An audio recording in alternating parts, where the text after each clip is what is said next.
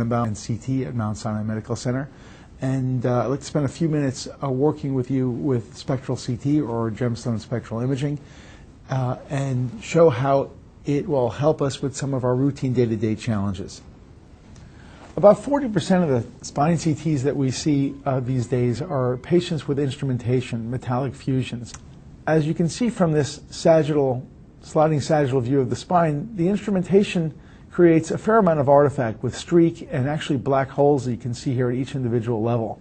I can window around these to a certain extent so that I can see my implant reasonably well, but I still have a fair amount of streak and artifact that really does deteriorate the quality of these studies.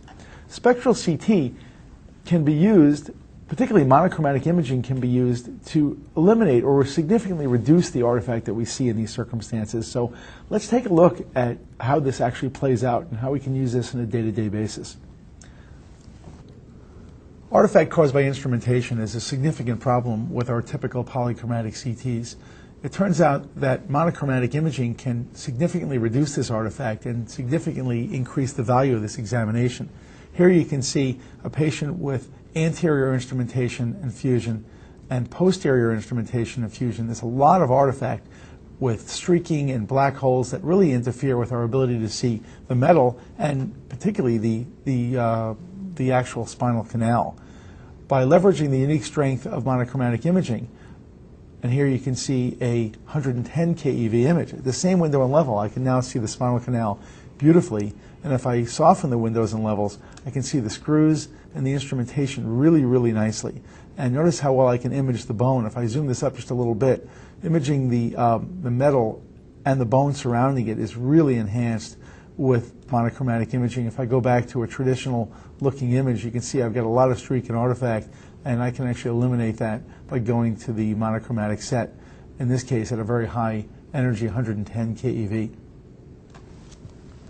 One of the recent enhancements is the ability to leverage the strength of monochromatic imaging in a volume rendering mode.